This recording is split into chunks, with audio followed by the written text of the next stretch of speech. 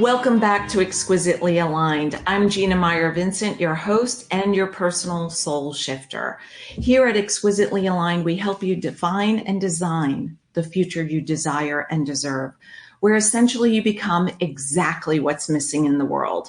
And today, my guest, Dannella McWilliams Burnett, has done exactly that. Dannella Burnett is the owner of Encore Elite Events and Speakers Need to Speak. She's a creative force with a passion for connecting experts to those they serve through speaking and events while generating profitable and impactful visibility. And visibility is one of the things I love giving a voice to. Welcome, Dannella. I am so delighted to share this time and the mic with you today.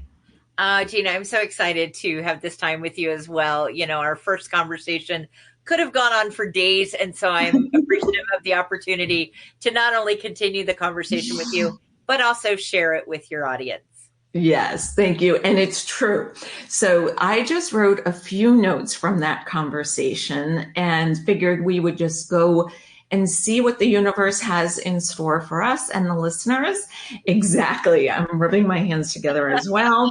I know that you're coming to us from Atlanta today, which is funny because I told you I left Charlotte, 3.5 years ago. We could have met in person for a cup of tea or coffee, whatever you drink. But now I'm coming from California. And so I know there's other coincidences we had, but first let's start with the way I had met you, and you were speaking and giving a voice to how you had a shift, or one, there's multiple that we'll touch on today, but one of the shifts that took you from this beautiful place of raising children to then all of a sudden being the breadwinner. And what it's like when life throws us a curveball, and how we can, I'm not a ball player at all. I used to get yelled at when I took tennis lessons, Gina, eyes on the ball. And I said, I like to see the people, the animals. We were at a very busy park. I didn't want to look at the ball. I wanted to be with the people and the puppies. So if you can, Dannella, give us a voice to what was that like? Because oftentimes it is unexpected. Maybe there's some fear. There's some not knowing how to navigate a new direction, and how old were the kids, etc. How young, maybe I should say.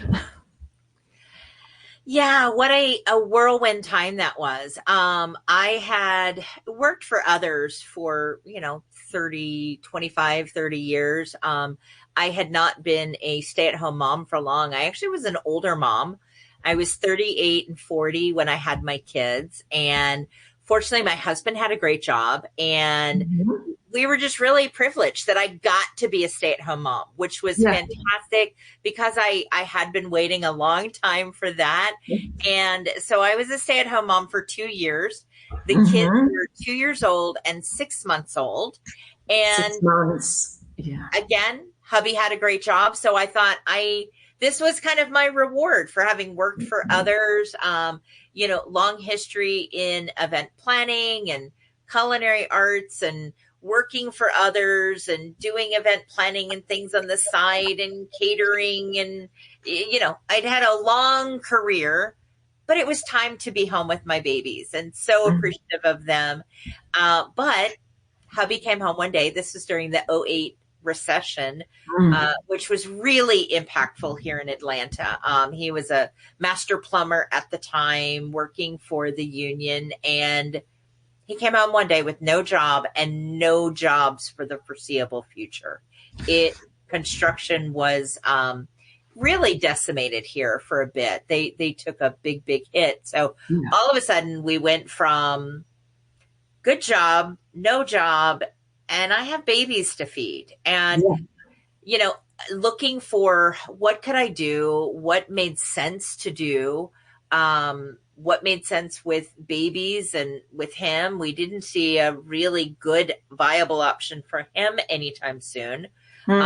We didn't know what options there were for me. So finally I got to the point where I'm like, you know what, I'm just going to go look for waiting tables or bartending, like something that I can go and in that time period when I'm away from my family, I can hustle, work really hard, and bring home some money. Yeah.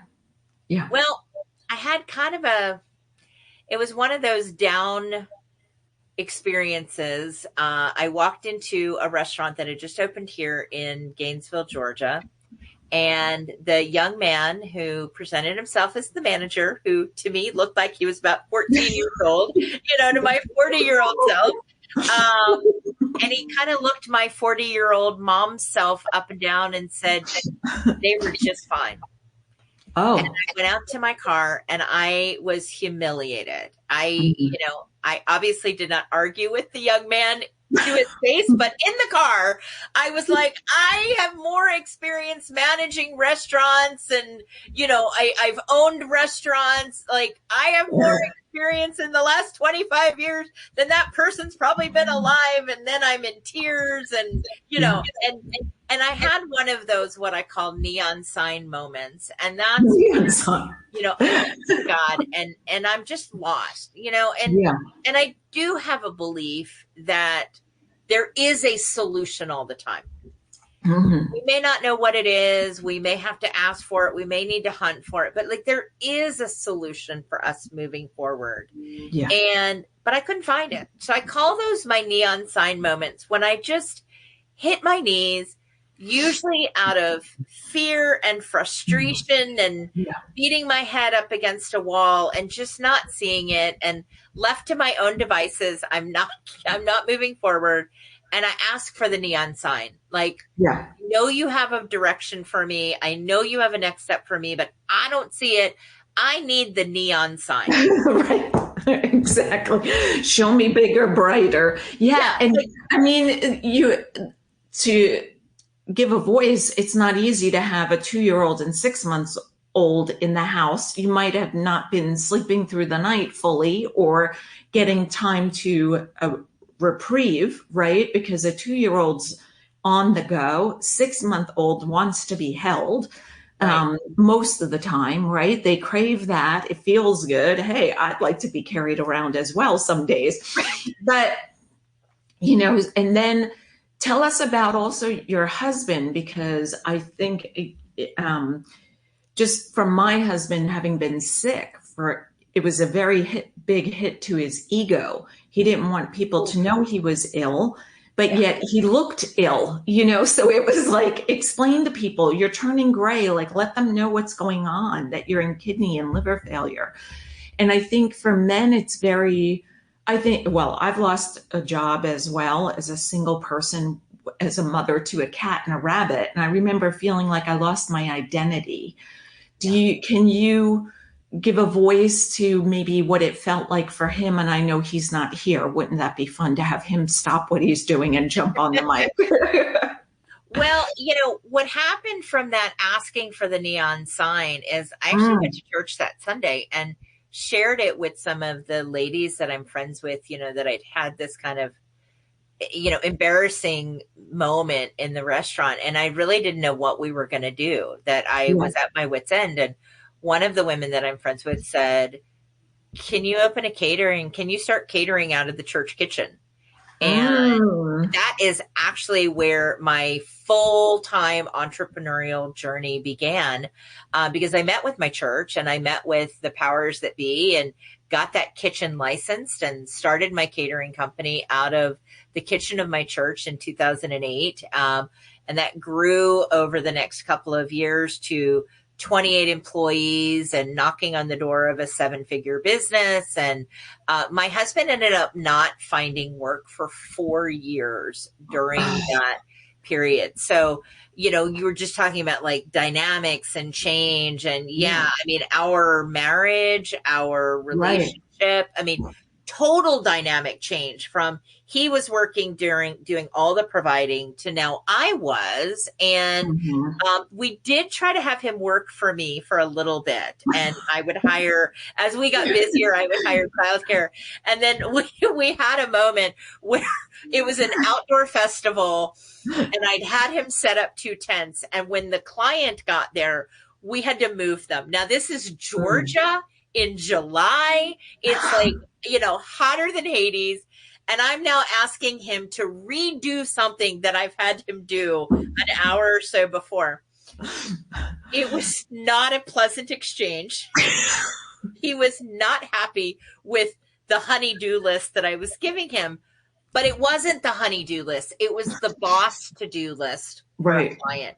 And so actually at the end of that day, I had to say, I don't think I can have you work with me anymore because of those dynamic changes. Yeah. Like it's really challenging to be the spouse, to be the partner, to be the employee, to be the support.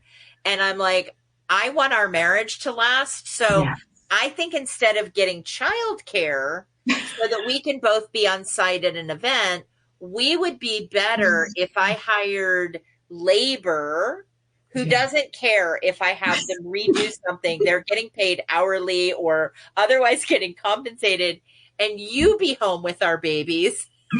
I think that will work. But we've had to go through some things in order to, navigate a changing world. And then he did get back to work. Great job. But then we bought a business that he's operated for the last 5 years. And, we're both business owners, and we went through a big health scare. I guess it's about 18 months ago now. Wow. He lost 60 pounds within 4 months without trying. And it was really scary. The first 20 pounds, and you might relate to this with your husband, the first 20 pounds was kind of like, you go, boy, what are you doing? Right. Good. The second 20 pounds was kind of like, what's going on? Are you meaning to do this? Because you're kind of losing a little bit of the, manly man. And then the last 20 pounds was actually really, really scary until we were able to, work with the doctors and really figure out what was going on. And thank God he's doing well now. But, we've had, speaking of, alignment, our marriage has had a lot of changes in dynamic, and we've had to navigate those. And it's been an interesting ride, as you've talked about as well. Well, and I was laughing the whole time, and I'm not laughing at you. I'm laughing because I can't imagine my husband working for me. That's why I was laughing. I mean, to be honest with you, I was like, oh, recipe for disaster. And I think that his father, my father-in-law, who's deceased, really was under the impression that my husband would marry somebody in his field. And I could tell that as we were dating, like, getting like the evil eye from your dad. And Mark's like, I don't want to date somebody who's also in medicine. I don't want to, that would be way too stressful. And all we would talk about is work. And I think it does bring another challenge, right? When you were saying, boss telling them what to do. And if somebody's working hourly, they're like, whatever you want. I'll move it here. I'll move it there. I'll move it 6 times. Hey, and if this goes into overtime, this is great, Right. I mean, they may not be thrilled moving a tent or resetting something up in, 100-degree weather. They may not be thrilled with it, but my husband, he's a good man and doesn't yell at me often, but he was not very happy that day. And if I'd had him, if I'd asked him to redo that stuff in our backyard, he probably would have had completely just cause to be like, what the hell? I just set that up. But in the workplace with a client who needs something different, obviously the dynamic changes. And so, we did make a shift that day, and he was pretty pleased to be, taken off the duty for the time. But now, he does do a lot to support my business. A couple of things together. But, early on, it was definitely a stressful time. And, And you mentioned earlier about, your husband and the dynamics Hmm. of him not working. Right. My husband definitely dealt with depression.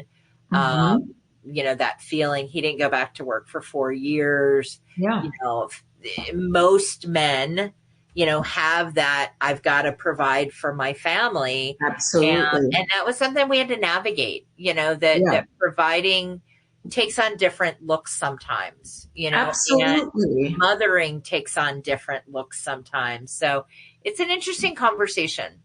Yeah, and I think that sometimes um, people go into a marriage and don't think about the flexibility. And it's very hard, in my opinion, to remain married if one or both people are rigid in their mindset, in their foresight, in their, hey, we got to shift a little bit here and there. I mean, sure, we stand maybe at the altar or at the beach, wherever we're exchanging our vows, and think it's going to be peaches and cream all the time, but it's not. And when I lost my job, this was before I met my husband, I remember going out as a single person in Charlotte and people say, what do you do? And I was like, oh, I don't do anything, and then it's more about, well, why not talk about what you love to do instead of why do we have to attach what we do is a career, how we make income. When you go to other countries, oftentimes in Europe, when they ask you, what do you do? It's more like for fun. Like, where do you spend your free time? I always like asking kids, if you're not at school and not doing homework and not doing chores, and I gave you like $1,000, what would you be doing? And then they have these like wild adventures. I'd be on a, spaceship to the moon. I'd be watching whales. I had one girl who loved whales, and that's the things. It's like, why don't we talk about that? It is hard. I know for Mark, watching his health decline, he didn't want anybody to know.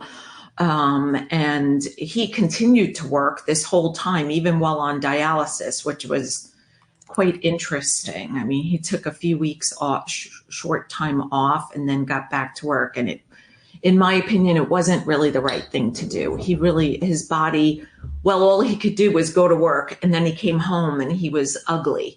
Not ugly looking, ugly acting. So it was, and I got the brunt of that. And yeah, I mean, I can only imagine, I would say maybe the stress level. Would you agree in the house what that's like? And having to, I had to remind myself at this point that, hey, Mark wasn't Mark anymore. He was becoming his disease.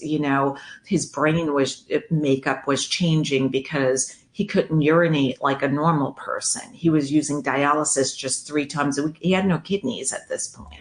Wow. So it was, and depression is a real thing. Yeah. I mean, did you already have, how would I ask this, experience knowing how to navigate that while he was in the midst of not being himself anymore? Or, Certainly not the first time. When he got sick about a year and a half ago, I felt much more equipped to deal good. with him not, feeling 100% himself or feeling 100% a contributor to Yeah. money or the marriage or the kids, or so, because of our experience early on. But yeah, when he lost his job and we experienced that 4 years he wasn't working, I mean, that was the first time I had dealt with that with him. Um, and you had asked earlier if it was okay to share about this. I'm in recovery, and I'll out my husband as well. I'm not supposed to, but I do all the time because it has bearing in our relationship. We're both in recovery, so there's a language that we have there, and there is an introspection, and there is, thank goodness. I mean, knowing that we had both gone through separately, we did not know each other in our drinking. We met both in recovery, and he's about 5 years ahead of me in sobriety. So Wow. at least having had that, knowing that he'd gone through his own experience to get sober, I had gone through my experience to get sober. We both have, sponsors that we work with, to kind of bounce things off of. That was really the only framework. So when things seemed off kilter, we could say to each other, have you talked to your sponsor? Yeah, no, and so let's back it up for a second, because you said he's 5 years ahead of you, but do tell them, because it's something to really, celebrate isn't even a big enough word, but to commend and celebrate. Please tell us how long has that? This year, I'll be celebrating 24 years of sobriety. At the time, I was maybe at 8 years of sobriety. And so my husband would have had about 12 or 13 years of sobriety at that point. So we were much newer in recovery than we are now, but still, far enough along that the biggest issues of the day weren't, am I going to drink or not? Right. At some point in your sobriety, it becomes much more, am I going to think or not today? Well, that's for all of us, I have to say, right? Right. So the drinking problem, am I going to think positively or negatively? Exactly. Right? So the drinking problem kind of, transitions to a thinking problem, which we all know actually it was a thinking problem, not a drinking problem before. The drinking was just how it manifested itself. Once we get that off the table, then, it never totally gets off the table. I know who and what I am. And if I were to start drinking again, all of that stinking thinking and all of, the challenges of that period of my life would come rushing back to me, as the gift I never want. But as you're sober, you do realize that it is the way you think. It is the way you relate. It is the way that you perceive things. It is the way you search for things to fill yourself up when you feel an emptiness. So, I'm grateful that we at least had that foundation. Had we not had that, I don't know how we would have weathered his depression. And I know that he's not the only guy who went through that during that time period. Oh yeah. It's a long time to be not working when you desire to be working and desire to be doing other things. And I think that's a big thing let's stop right there for a second, because I know you have more and I love that. But that is, I relate it to reminding myself of when I was younger with a paper calendar, like when we used to buy at Hallmark, whatever the picture was, and then your month there, and how I crossed off the days, couldn't wait till summer break. Then, of course, I couldn't wait to go back to school to see my friends on a regular basis. It was this never ending cycle, but I've used that I'm a visual person.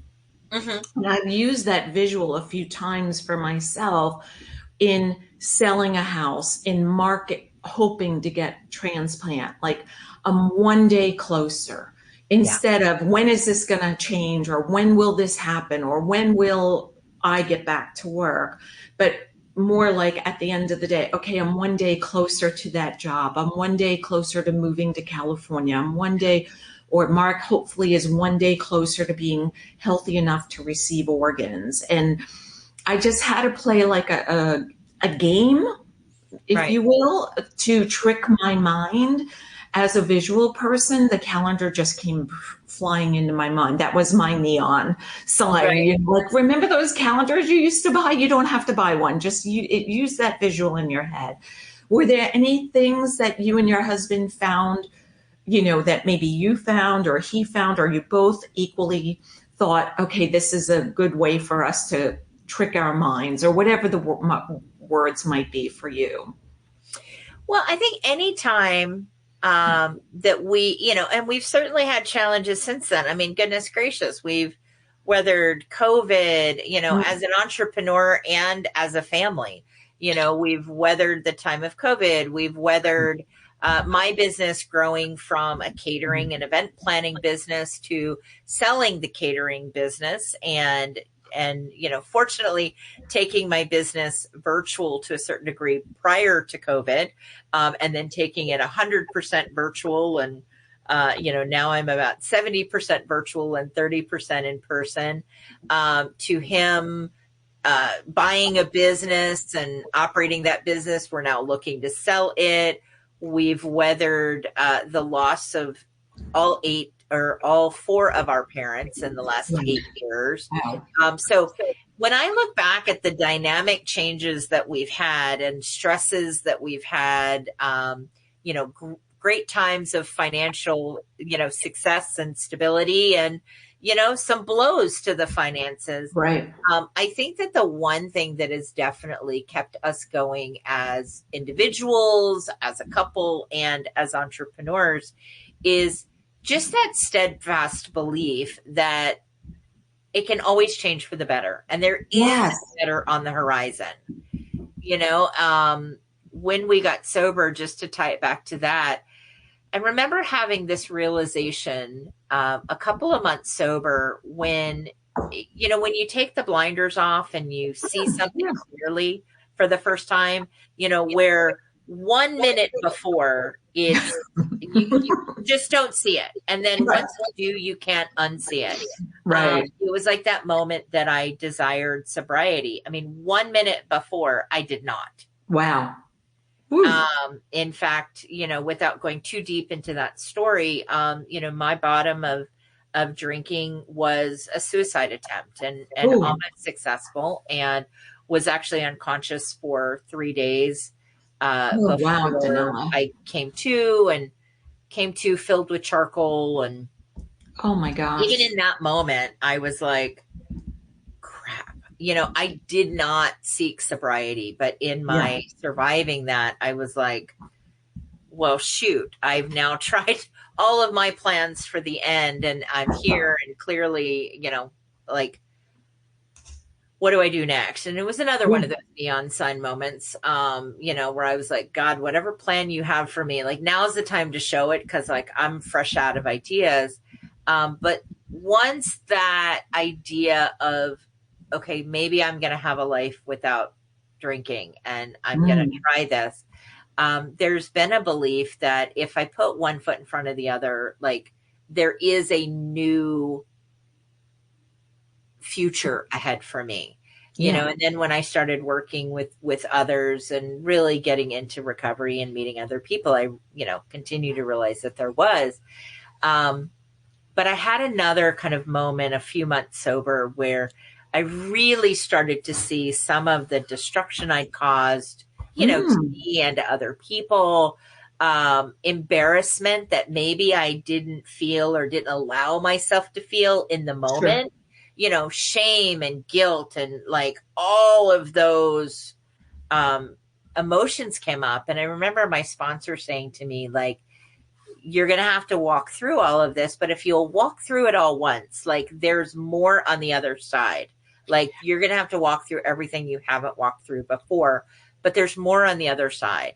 Right. And just that belief that it might be horrible today, but I can either sit in it, which sucks. Right. I can go backwards, which just means this is still going to be waiting for me. Yeah. Or I can just move forward and believe that there's another side to this. And I think that's been just a steadfast belief that's added to, my resiliency. It's added to, my patience at times. It's added to my determination. Like, I can acknowledge that maybe this moment right now, not my favorite moment. And whether that's, in my entrepreneurial journey, or it's in a relationship, it's in a financial situation, like, acknowledge what it is and what it isn't. Absolutely. And like, see it in the clarity that you now have, knowing that you may not even have full clarity. Like, a minute from now, I might get that missing bit of information. I might get what I need so all of a sudden this makes sense. Right. So constantly seeking for that and moving forward and believing that there is a good outcome. Yeah. That's the other thing that my sponsor always reminded me of early on, and now I can remind myself of, is Yeah. that good wins. Well, and I mean, I like to say if you're going through hell, don't stop, Yeah, right? You said you could be in the thick of it. Yeah, no, keep moving no matter, yeah, even if you're crawling, yeah, right? Whatever it takes on your belly, I don't know, however you can get out of there, keep going towards the light. And I think that's something I try to remind clients that, and again, as a visual person, sometimes I have them take out a sheet of paper or keep a sheet of paper somewhere handy or their notes in their phone and start writing down what did you do, especially for business owners. What were you doing in this year that brought you that income versus this year, and just keep seeing how you've shifted and changed and you added to your offerings, you added to where you appear, your visibility, whatever that might be. Everybody is different, right? From a doctor's office to someone like you, more online versus in person. I mean, every business is different, but if you can keep reminding yourself, like you were saying, your sponsor giving you such powerful words that are tools for life that I'm sure you even share with your kids, yep. because we do have to be. I love that you brought up resiliency. Having taught yoga in the past, I was able to bring people to more balanced life on the mat and then off. And, I came to yoga extremely flexible, very bendy. My sister would call me Gumby as a kid. For those of us who are old enough who know who or what Gumby was, I Right, don't even right. know if it was a who, but anyway. And that was not healthy. I needed to balance it with some strength. We can't always be bending over backwards, people Mm, pleasing, or, yeah, whatever that might look like off the mat. And we also can't be so rigid either, because your marriage wouldn't have been able to survive. I think we're getting ready to celebrate 25 years together in October, and it's not been easy at all.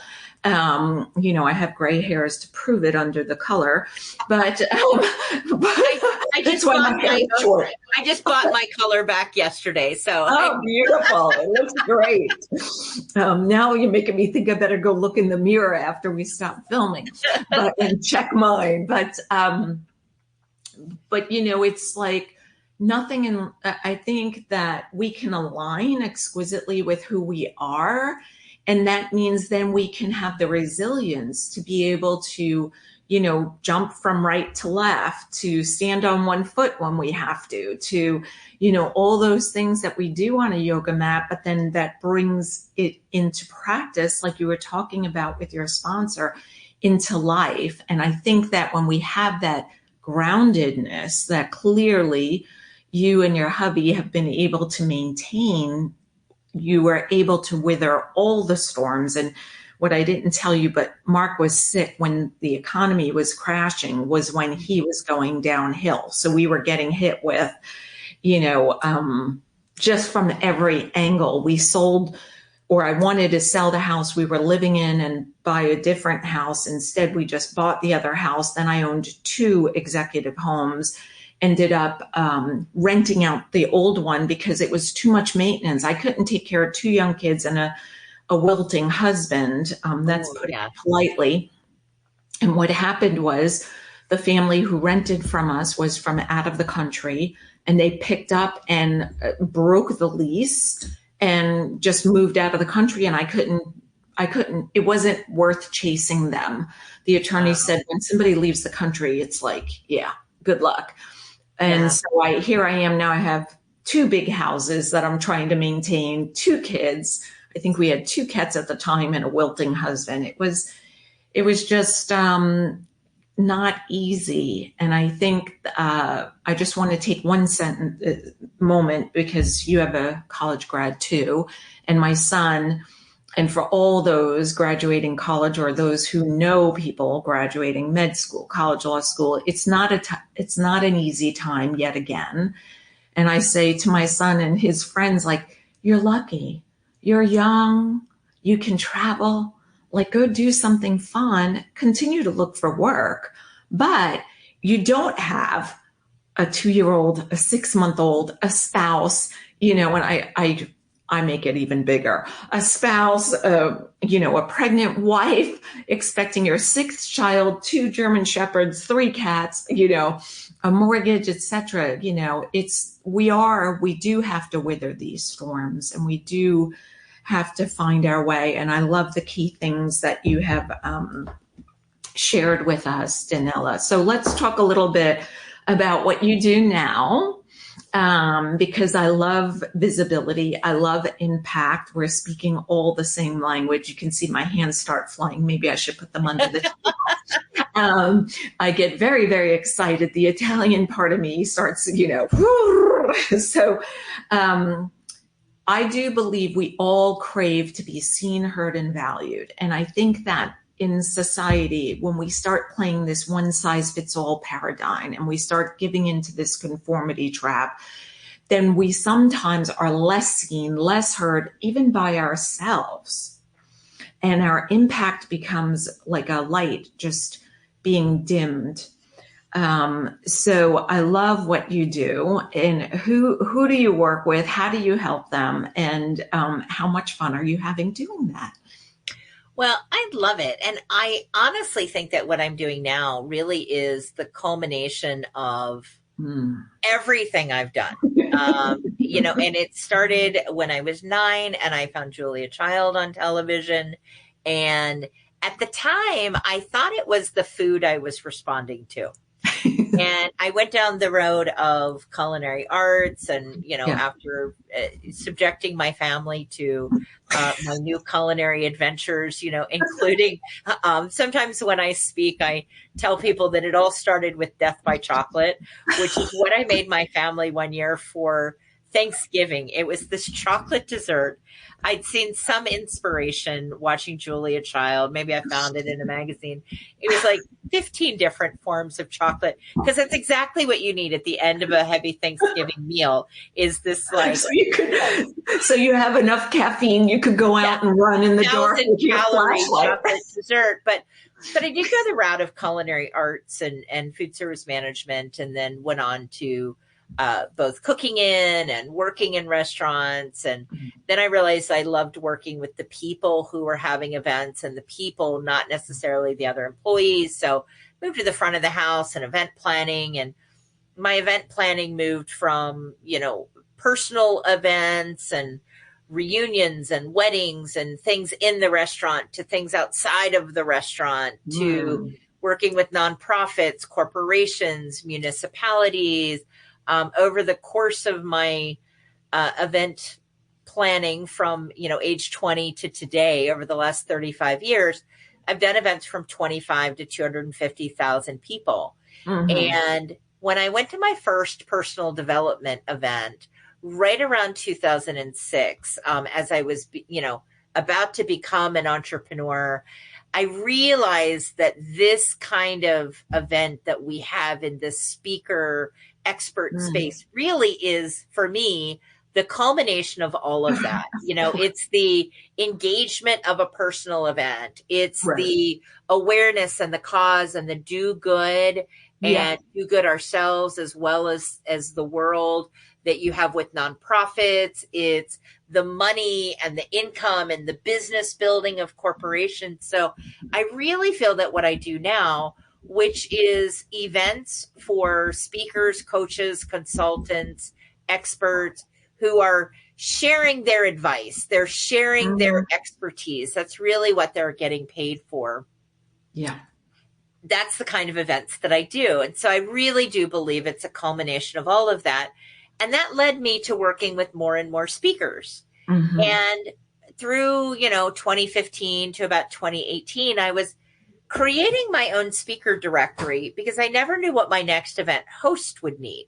They might need a subject matter expert, or they might need a sponsor. So I was making those matches, but on behalf of the event host. Well, then speakers would come back and go, that was great. Can I have another?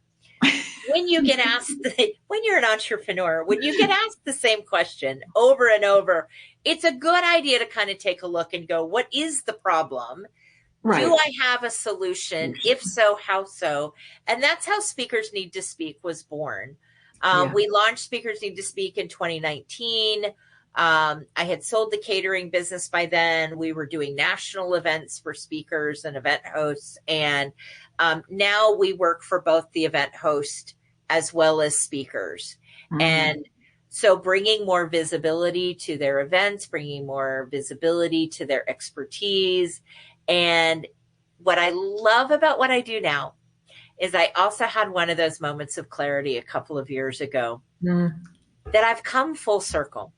Because what did Julia Child do for this 9-year-old? She took a platform. At that point, it was TV. Right. And she took the stage. And she took the stage and she shared her expertise and she shared her passion and she shared it in a way that was engaging. She shared it in a way that was educational, informational. She shared it in a way that was inspirational and motivational. And it motivated this 9-year-old on a course that I'm still on today. But what she also did was change the way an entire generation of women looked at feeding their family. She changed the entire landscape of sharing food. I mean, everything that we have now, from the Food Network to celebrity chefs, we can boil back to her and that show where she sought to change the way people looked at food and fed their families and made gourmet food a thing of every day. So I love how, it's really come full circle. And I really believe I'm doing what I'm meant to do, which is being that platform or being that guide, being that strategist for speakers and event hosts to impact the world. Yeah. No, and I wrote the word full circle. I didn't want to interrupt you. And I think it's fun and exciting when we can look back and see that everything we started as a young child, 9, I mean, not young, but young, right? And how it comes into fruition and plays out and really brings, I usually don't say juicy, but I am going to use that word. And it goes, I guess, with the Food Network, but that juiciness to what we offer our clients. I think I know my mom listens into the show, and I think there probably were times where she didn't say it, but I felt like she was like, what is my daughter doing now? She's changing jobs. But everything I've learned comes all together. Like someone said to me, you do color analysis for clients? Yeah, I do, because you know what? I did that for a while. I love helping people appear, be visible. And I think for you also, I think with Julia Child and all your events is what I like to do is with Exquisitely Aligned is create an experience. And I think that's what you do as well, is when you're on stage or when you're using that platform, you're creating an experience for people to go on a story with the speaker of the highs and maybe the lows and the inspiration and how, like you were saying, the light at the end of the tunnel, hey, this might be where you are now, but you don't have to stay here. Keep, I forgot the words you said your sponsor used, but that forward movement and that things to, I think of Michelle Schmidt, who she and her mom listened to the show as well. She always told me her son is 2 years ahead of my daughter, 2 years ahead of our daughter. And she would say, this too shall change, like the teething, the potty training, the whatever it was, this too shall change. And I'd be like, oh, she said it again. But it was so true, right? You didn't know if in the next 30 minutes the kid was going to get the hang of potty training. It could be that quick. We have a puppy right now. And I said to my husband, I'm not putting down those stupid blue pee pads anymore. Like, has she had an accident up here? Because she hasn't had one down here. And he's like, yeah, no accidents. I was like, oh, we're done with pee pads. You know what I mean? Because it was like, oh no, hold on, wait, don't pee there. No, get downstairs. And, But I had to remind myself again that, Michelle, I could hear you in my head. This too shall change. This dog will eventually get Yep. that you go, the door is open for a reason. You go potty in the yard. And so, yes, I love everything you said. And I love how Julia Child I'm hearing her voice in my head. So as you were speaking, I was like laughing to myself, like I could just hear her and see her. Yeah. She's And incredible. I had the opportunity to meet her my senior year of culinary school. I was fortunate beautiful. to be a competitor for my school in 2 European Mm. competitions. And she was brought in as a keynote speaker to address a big thing that we had at the school. And we had the opportunity to meet her. And, sometimes they say you shouldn't meet your heroes because you'll be disappointed. Oh. And I am so thrilled to say I was not disappointed. She was everything that I thought that she would be, and just warm and gracious and lovely. And so glad that I did get the opportunity to meet her.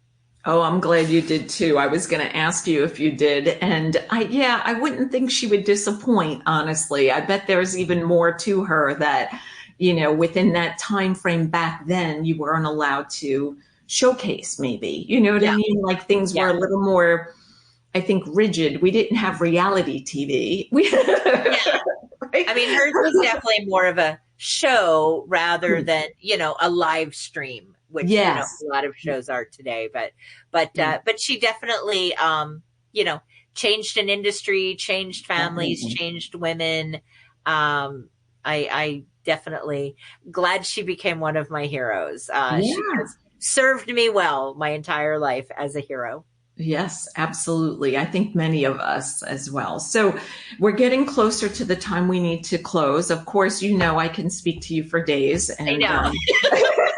So maybe we'll have a part 2. Yes, we can, because there's so many more juicy things we can tap into and go deeper. And there's other things we haven't even scraped the surface of. Right. But I'd love to invite you. All of your information is on the show notes, whether you're joining us with Apple, YouTube, or Experts and Authors Television. You can find information here on how to reach out and continue this juicy and informative conversation. But I'd love to give you the mic to, if you have an offer or what else you would like to tell or share with them, please. Well, the thing with shows like this, both the challenging and the good thing, and we discuss this with our clients, that are seeking visibility, is a show like this. You never know exactly when the audience is going to consume it. They may be an avid watcher and listener and listen to your podcast or your show when you share it. They may, because it's out there living and new people are getting exposed to it. There may be somebody who doesn't even know who Gina is when she shares this in a month or two, that comes into her world a year from now and might binge watch her shows because she's such a great show host. So whenever you're sharing something on a show like this, you always want to share something that's going to allow people to connect with you, whether they're getting it fresh in the moment or maybe they're getting it in the distant future when they're exercising one day. So I do have some gifts. If you are listening to it more on the sooner side, Visibility Kickstart is a gift that we share. It's got a resource for a podcast directory, also has invitation and some tickets to events that we do. We'll have one coming up, but we do these events 2 or 3 times a year. So that will be available in the show notes. But if you have any challenge with that, maybe we've moved on to something else, you can find me. There are not too many Dannella McWilliams Burnett's. That McWilliams is my maiden name. You can find me on all the social media channels, or you can find all of my information at my Dannella 360 site. So if you're a speaker, if you're an event host, if those gifts are still available, those resources, please avail yourself of those resources. And if for some reason they're not available at that time, please connect. If you want more visibility, if you're looking to showcase yourself or your business, love to connect and love to find ways to bring more awareness to you and your expertise. Awesome. Thank you. Visibility is key. So we have the opening to possibilities cards. I'm going to just shuffle through. I shuffled prior to starting. Just skip one more thing. As I thumb through them, Dannella, please just tell me when to stop. Okay. And then because I can't see which card is facing you, you'll tell me which one by color. Okay. So I'll just start thumbing through. Stop. Okay, so there's two. It looks like one has white flowers, one is yellow. Which would you prefer? Let's go with the red one. It'd be the one on top. Yeah. Okay, relationships, which is perfect. We've been speaking about relationships. Relationships bring you great abundance and austerity. I have 3 questions. You can answer 1, 2, or all 3. Which relationships do you value most? Why? And what could give more joy to them? Wow. Can you reread that? I'd love to absorb that a little bit more. Yeah. Relationships bring you great abundance and austerity. Which relationships do you value most? And then why? And what could give more joy to them? I heard abundance, but I for some reason, my brain was going on abundance and I hadn't heard austerity. Interesting combination, especially in light of, talking about speakers. When I think about abundance, I would probably think of my family and those relationships just bringing abundance to my life. But the austerity is definitely much more my relationships with clients, the way that I, help bring them and their businesses to light. So I think as a total, I would say, what a beautiful reminder of all the relationships in my life, both personal and professional, and how they intertwine and have led me to a life of abundance and austerity. So amazing card. I just want to make sure I got that second. Yeah, you did. You did. Awesome. Yeah. I think relationships are so key. I think that sometimes the busyness of life can take over, and people invite us to places or do things, etc. And we think we're too busy. But for me, I try never to miss an invitation, because for me, those relationships, like you were just saying, how business and family fill my cup. I think fuel yourself, fill your cup. We talked about all the resiliency between you, your husband, and your kids, being able to weather all the different dynamics that, between health, career, the economy, things that are out of our control, so it's no wonder that's the card for today that really truly wraps us up. And Dannella, thank you for sharing so transparently, so honestly, and so brilliantly your journey as a woman, as someone who has now been sober for more than 2 decades, almost a quarter of a century. That's amazing, especially considering you're 28. And so, I don't know, I feel younger than my age. So I have to sometimes sit there and do the math to figure out how old am I? I'm definitely at that age that I used to think was old, and now I no longer think that. Right. But I do have those moments where I go in and go, that's the manager?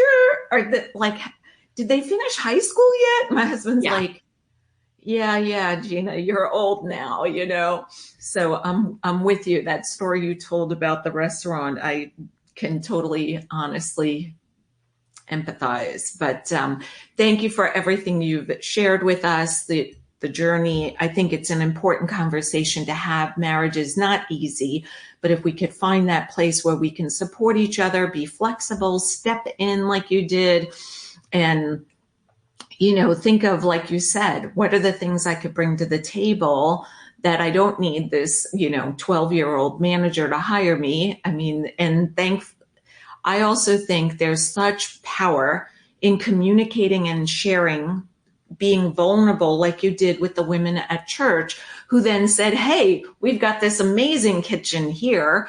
bigger than your home that you can like whoosh, whip up, a new business. So kudos for sharing and doing all of those things. Those things are what we talk about here at Exquisitely Aligned, and how when we accept other people, when we become vulnerable and then accept the ideas and the inspiration from others, look what unfolded for all 4 of you. I mean, absolutely incredible. So thank you, thank you, thank you. And yes, we could definitely speak again.